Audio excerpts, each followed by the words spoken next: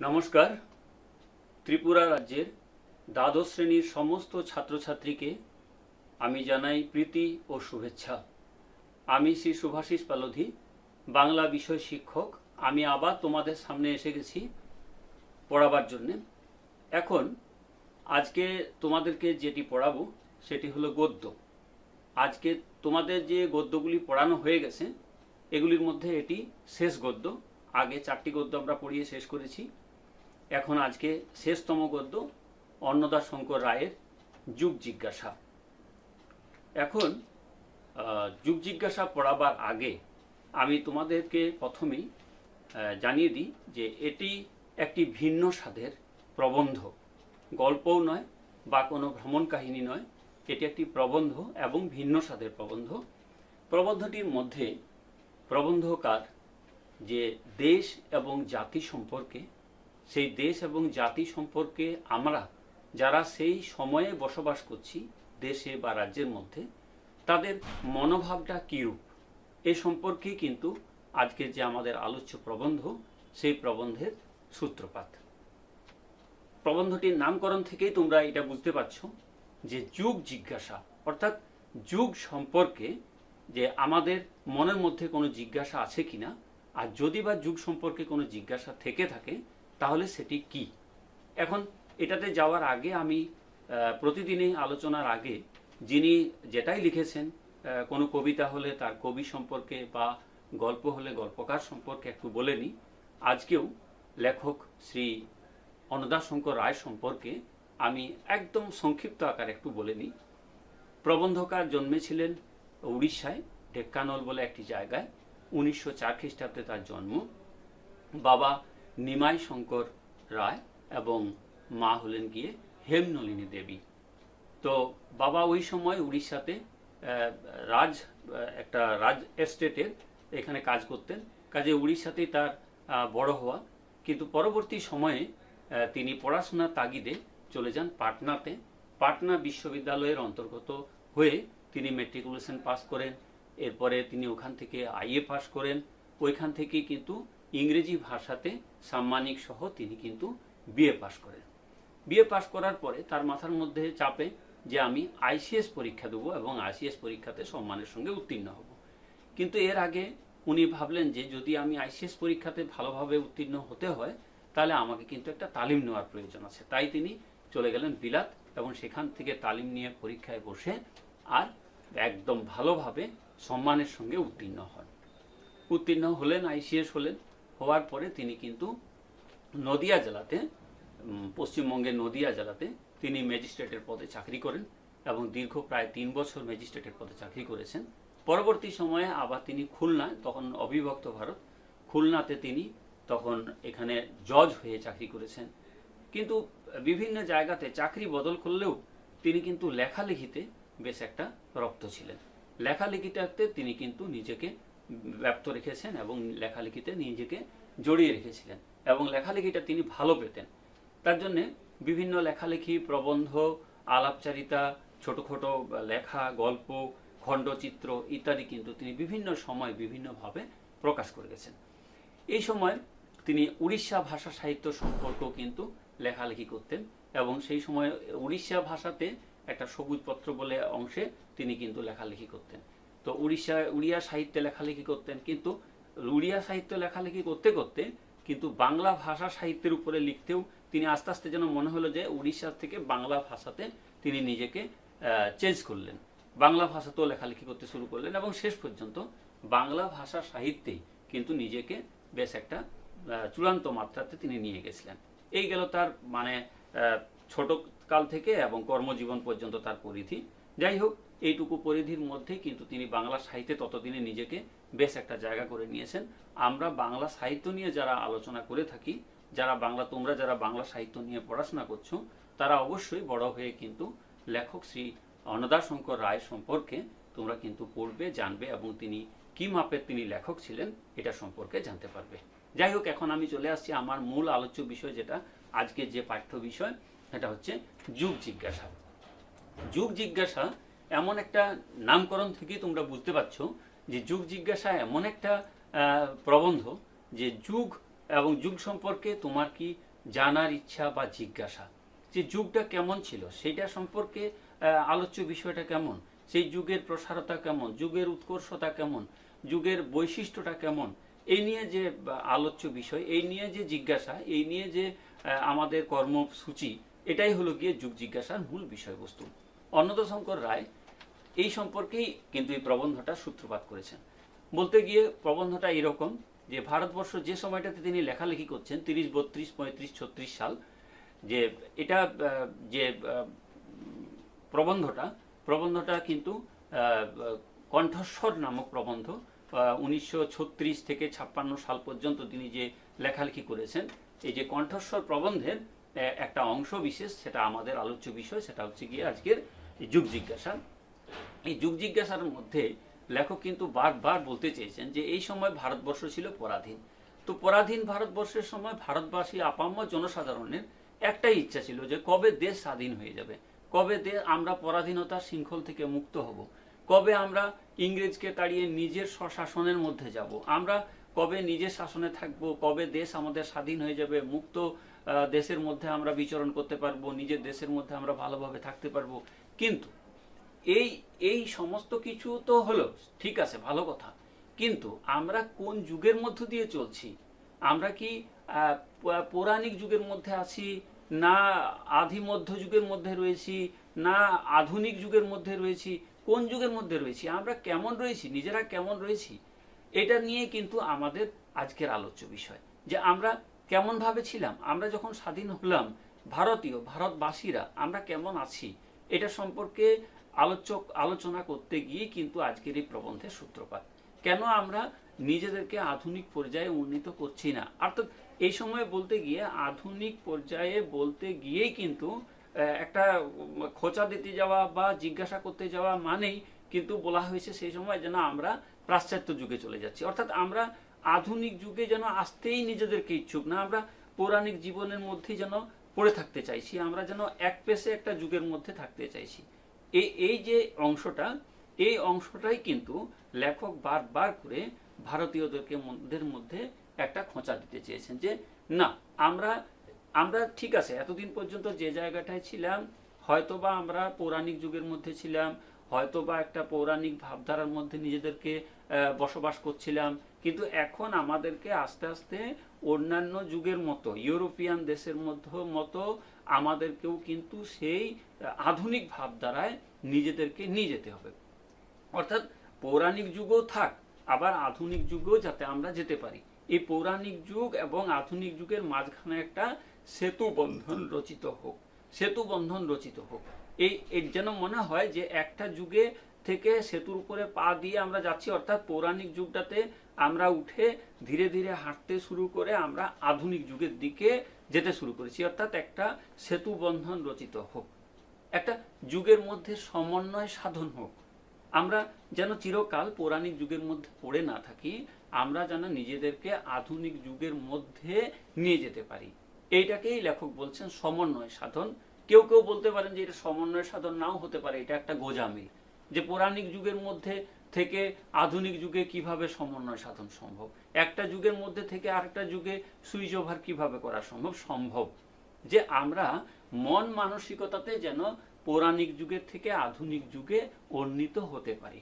এক কথায় বলতে গেলে, যে রাজা রামমোহন থেকে শুরু করে রবীন্দ্রনাথ পর্যন্ত, কেউই, বড় লেখক থেকে শুরু করে দার্শনিক মনীষী পর্যন্ত, প্রত্যেকেই কিন্তু আধুনিক ভাবধারাতে নিজেকে রপ্ত করতে রাজি হয়েছিলেন। এবং রাজি হয়েছিলেন না, এটা প্রত্যেককে রাজি হতেই হবে। এই যে ভাবধারা, এই ভাবধারাতে উন্নীত হওয়ার নামেই কিন্তু এই যে এতগুলা কথা বললাম, এটাই হচ্ছে কিন্তু আমাদের আজকের আলোচ্য বিষয়, যুগ জিজ্ঞাসা। যে আমরা কোন যুগের মধ্যে যাচ্ছি, সেই যুগটা কেমন, সেই যুগের বৈশিষ্ট্য কেমন, সেই যুগের উৎকর্ষ কেমন, সেই যুগের প্রসারতা কেমন, সেই যুগের চাহিদা কিরকম, এই যে সব কিছু মিলিয়ে যে একটা নতুন ভাবধারা, সেই নতুন ভাবধারাটাই হচ্ছে যুগ। এবং যুগ সম্পর্কে যে আমাদের জিজ্ঞাসা, আমরা নিজেদেরকে কোন যুগের মধ্যে নিয়ে যেতে চাইছি, নিজেদেরকে কোন যুগের মধ্যে ফেলতে চাইছি, সেটাই হচ্ছে আজকের প্রবন্ধের মূল আলোচ্য বিষয়বস্তু। হয়তো বা একটু প্রবন্ধটা হয়তো তোমাদের পক্ষে একটু হয়তো জটিল বা একটু কঠিন লাগবে, যে এটা আবার কি ধরনের প্রবন্ধ, কিন্তু তোমাদের যেহেতু পাঠ্যসূচির মধ্যে রয়েছে, তাহলে কিন্তু তোমাদেরকে যত কষ্টই হোক, যত খারাপই লাগুক, তোমাদেরকে পড়তে হবে এবং জানতে হবে। না পড়লেই কিন্তু তোমরা ঢাকা দিয়ে রাখবে এবং সিলেবাস তোমাদেরকে কিন্তু পড়ে শেষ করতেই হবে। তাই আমি বারবার করে বলছি যে হোক জটিল প্রবন্ধ, কিন্তু তোমাদেরকে পড়তে হবে এভাবেই যে আমাদের যুগটা কেমন ছিল, সেই যুগটার থেকে আমাদেরকে ক্রমশ উন্নত হয়ে আধুনিক যুগের মধ্যে পদার্পণ করতে হবে। এই যে নতুন যুগ, এক যুগ থেকে আরেক যুগে চলে যাওয়া, এই যে চলে যাওয়ার যে নামটা, এটাই কিন্তু সেতুবন্ধন, এটাই নাম সমন্বয়, এটাই নাম গোজামিল। এইটাকে নিয়ে কিন্তু আমাদের এক যুগ থেকে আরেক যুগে অবতারণা।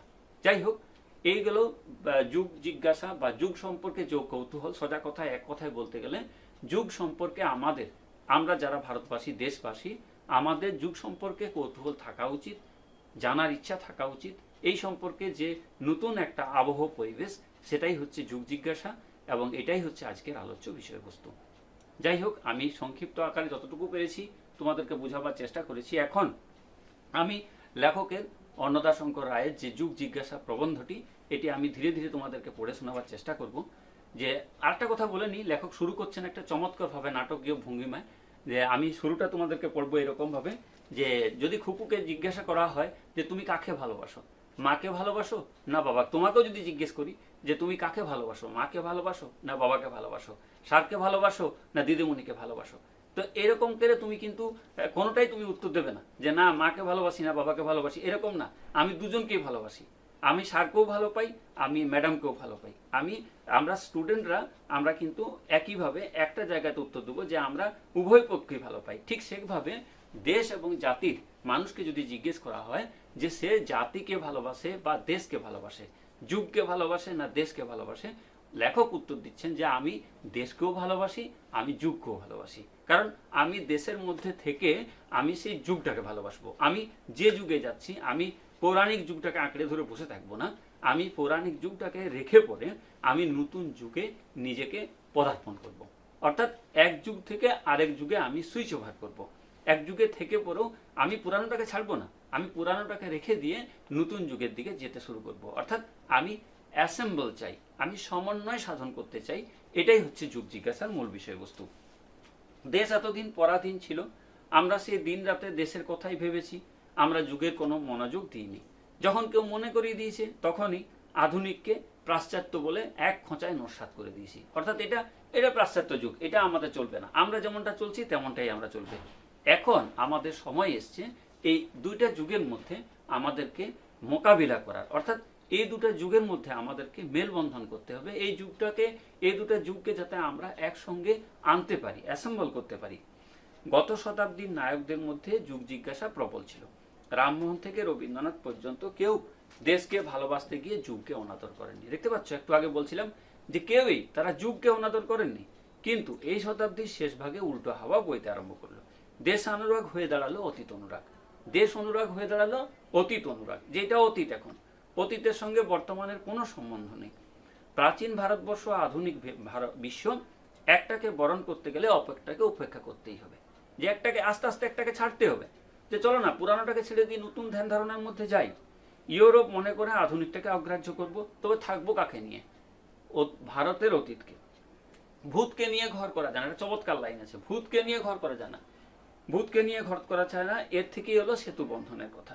প্রাচীন ভারতও থাকুক, আধুনিক বিশ্ব থাকুক, মাঝখানে একটা সেতু নির্মাণ করা হোক। এখানে যে ভূতের কথা বলা হয়েছে, এটা কিন্তু অশরীরী কোনো আত্মা নয়, এটা কোনো প্রেতাত্মা নয়, ভূত নয়। এই ভূত হচ্ছে পৌরাণিক যুগ, অতীত যুগ। অতীতকে ফেলে আসার আরেক নাম হচ্ছে ভূত। লেখক এভাবে মজা করার জন্য বলেছেন যে ভূতকে নিয়ে ঘর করা যায় না, অর্থাৎ পৌরাণিক যুগকে নিয়ে পুরানো যুগটাকে আঁকড়ে ধরে আগানো যাবে না। এটার মধ্যে একটা সমন্বয় সাধন করা হোক, অর্থাৎ একটা যেভাবেই হোক একটা মেলানোর চেষ্টা করা হোক, একটা গোজামিল দেওয়া হোক।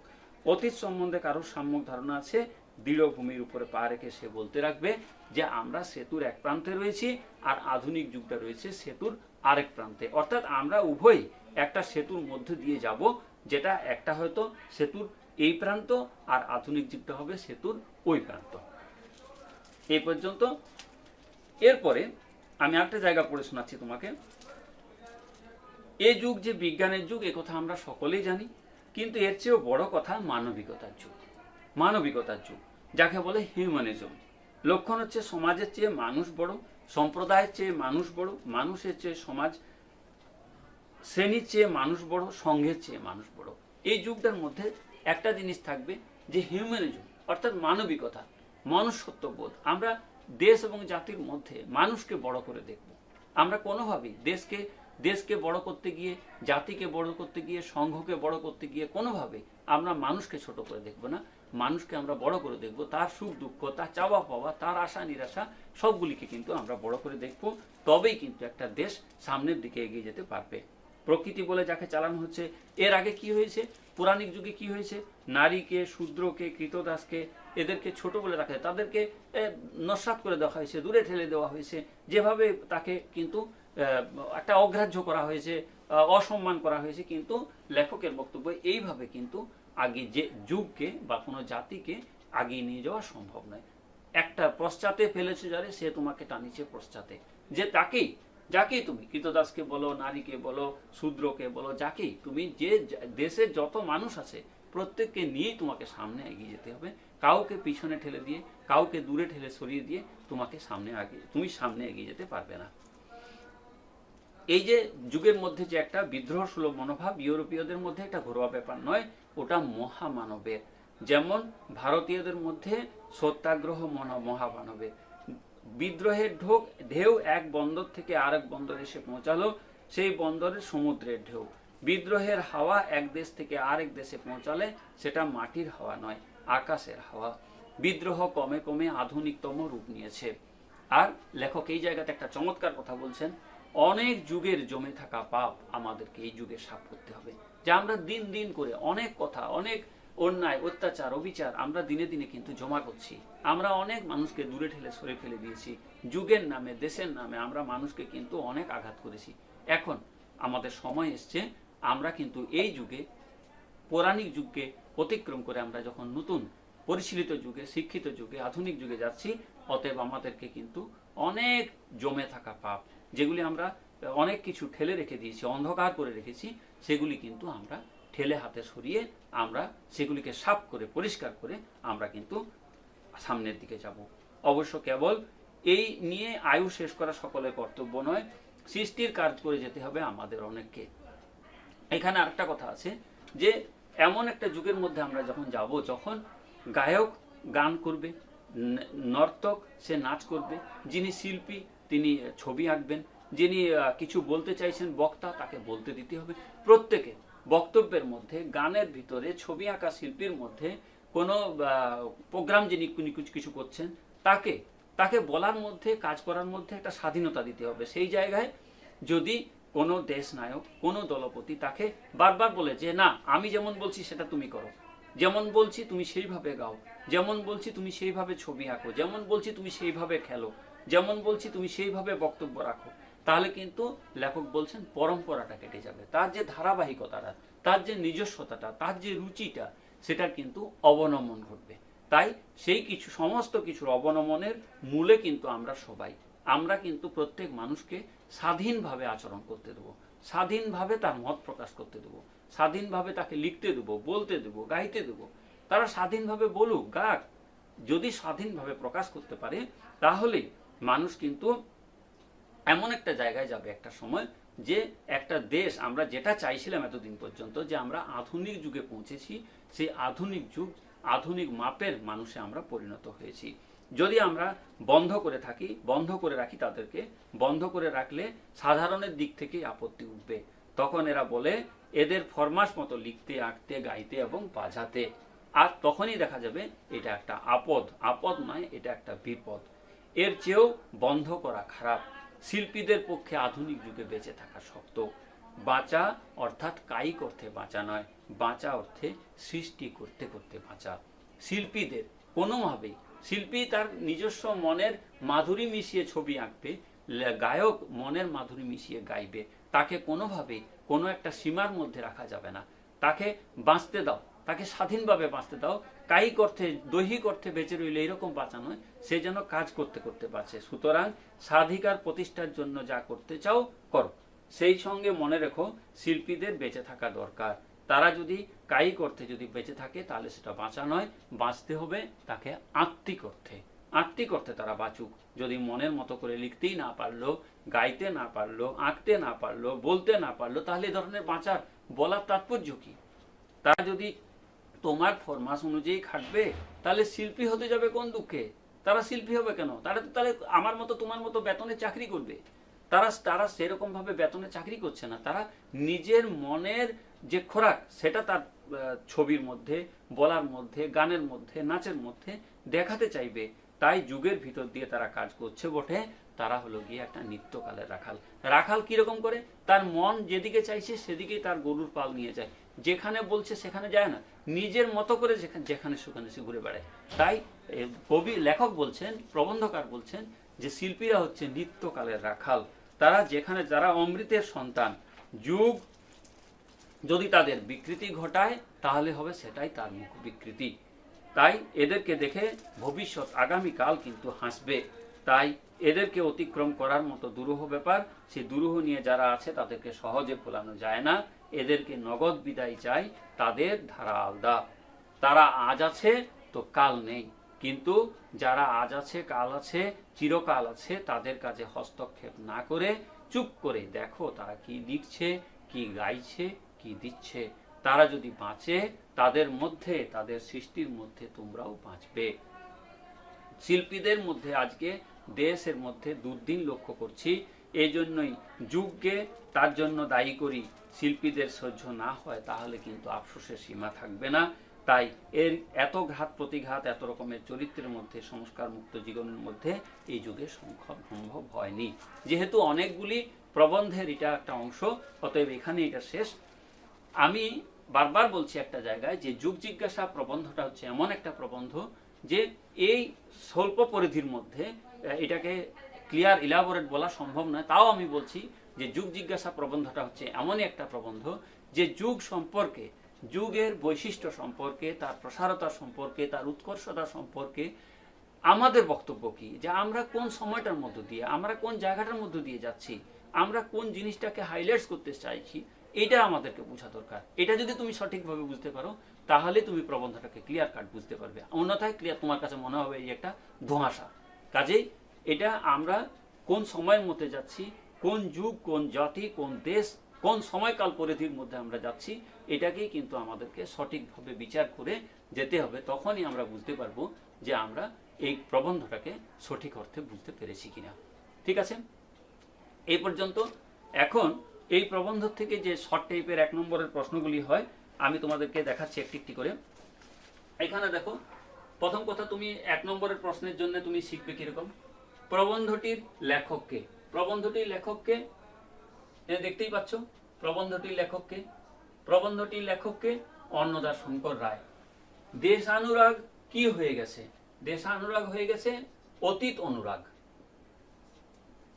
অতীত অনুরাগ,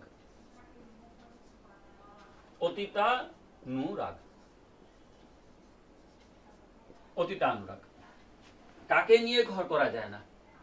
কাকে নিয়ে ঘর করা যায় না? লেখক বলছেন ভূতকে নিয়ে ঘর করা যায় না। ভূতকে নিয়ে ঘর করা যায় না মানে, ভূতকে নিয়ে ঘর করা যায় না মানে পৌরাণিক যে ব্যবস্থাটা, পুরানো যুগ, পৌরাণিক যুগকে নিয়ে ঘর করা যায় না।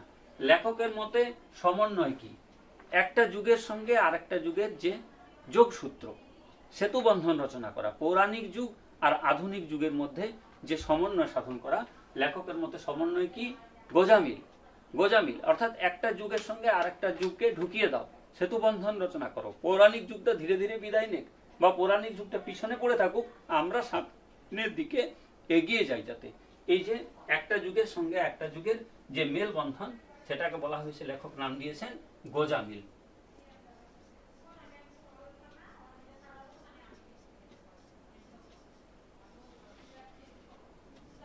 লেখক নাম দিয়েছেন গোজামিল। কারা নিত্যকালের রাখাল? যারা শিল্পী, যারা শিল্পী,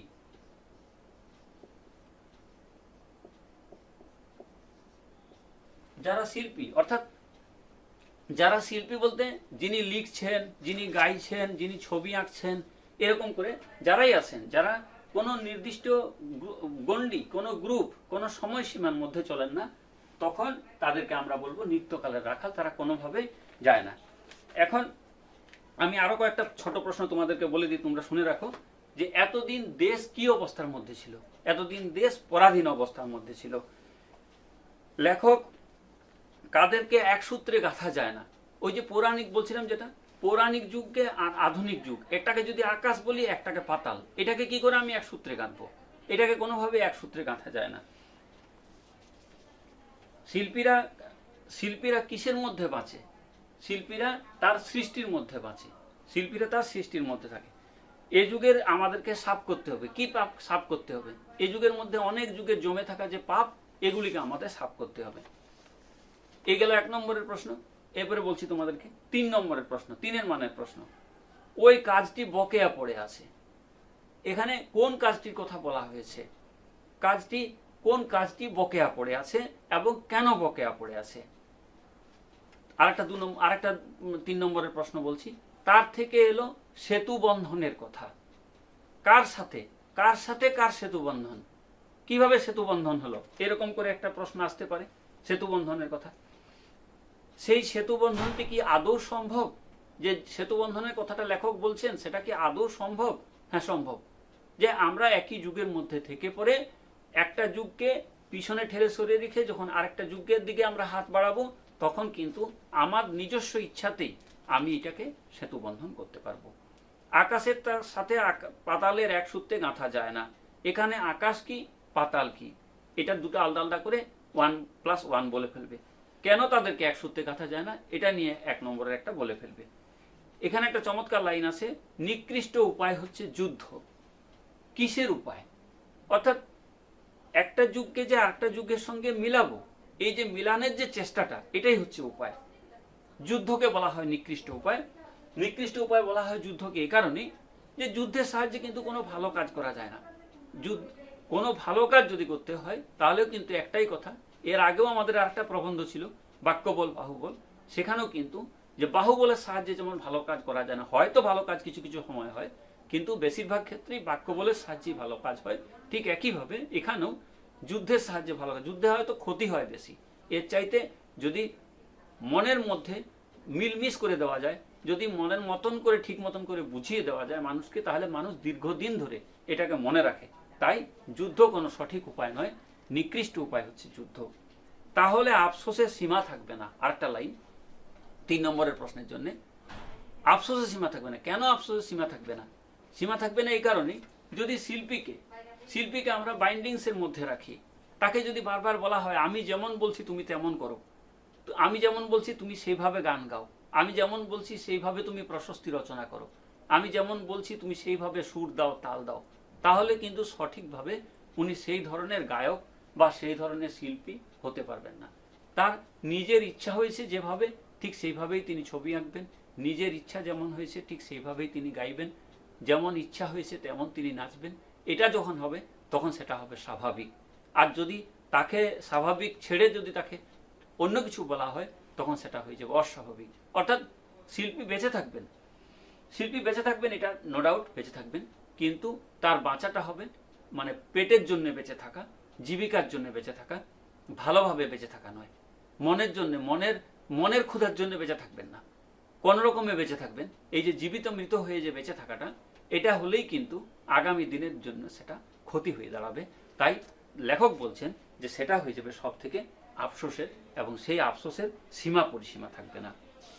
এখন এইটা গেল 1 নম্বরের প্রশ্ন আর 3 নম্বরের প্রশ্ন। আমি 6 নম্বরের প্রশ্নের জন্য কতগুলো লাইন তোমাদেরকে বলে দিই।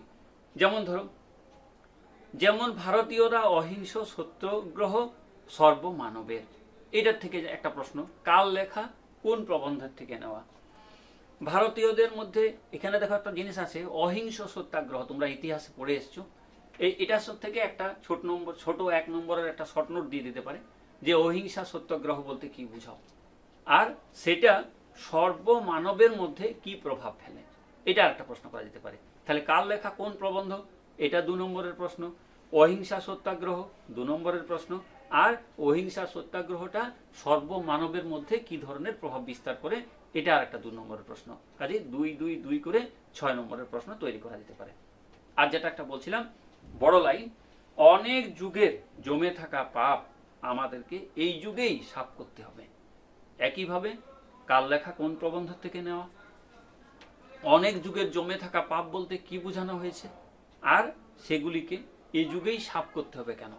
আমি বলে যাচ্ছি প্রশ্নের উত্তরটা একটুকু, জাস্ট একটু আইডিয়া দিয়ে রাখি যে আমরা দীর্ঘদিন ধরে অনেক ধরনের পাপ আমরা করে চলেছি, অনেক ধরনের অন্যায় অবিচার ঠেলে সরে রাখা, দূরে ঠেলে সরে রাখা, এগুলি আমরা করে চলেছি।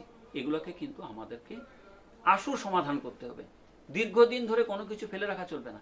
যা আমরা করেছি আমাদের সময় পরিধি খুব কম, কাজে এই সময় পরিধির মধ্যেই আমাদেরকে কিন্তু শেষ করে দিয়ে যেতে হবে, কাজ জমিয়ে রাখা চলবে না। কাজেই জমিয়ে রাখলেই কিন্তু এটা ক্ষতি হয়ে যাবে। তাই অনেক যুগের জমানো থাকা পাপ আমাদেরকে এই অল্প সময় পরিধির মধ্যেই শেষ করে যেতে হবে।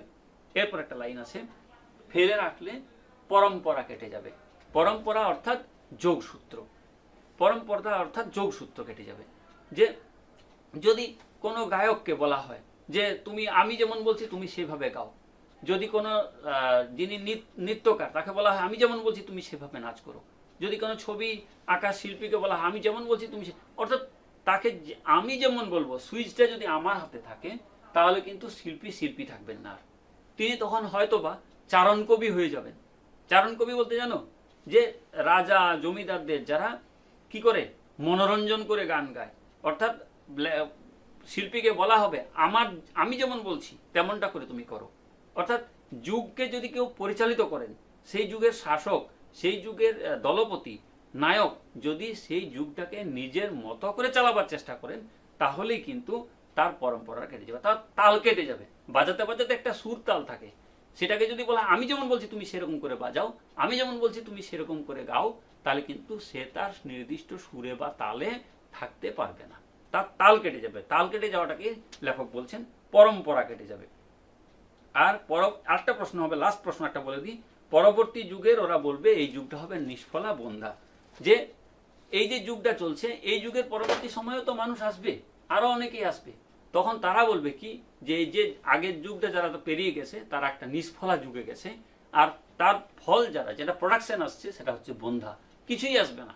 কাজেই সেটা যাতে না হয়, এই জাতীয় অপবাদ যাতে না পেতে হয়, তাহলে সেই যুগের থেকে আমাদেরকে মুক্ত পেতে হলে আমাদেরকে সবাইকে স্বাধীনতা দিতে হবে। সবাই যাতে যুগ সম্পর্কে চিন্তা করে, সন্দিহান থাকে, যুগ সম্পর্কে কাজ করতে পারে, নিজের মতো করে চলতে পারে, এরকম যদি হয় তাহলেই হবে সেটা ভালো যুগ, উন্নত যুগ এবং ফলদায়িনী যুগ। তাই লেখকের বক্তব্য যে যুগ সম্পর্কে আমাদের প্রত্যেকের একটা কৌতূহল, জানার ইচ্ছা, জিজ্ঞাসা থাকতেই হবে। আজকে এই পর্যন্তই। আগামী দিনের ক্লাসে তোমাদের সঙ্গে আরো দেখা হবে, তোমরা আমাদেরকে জিজ্ঞাসা করবে, সেখানে কিন্তু সমস্ত প্রশ্নের উত্তর পাবে। কেমন? আজকে রাখছি এই পর্যন্তই, বাই বাই।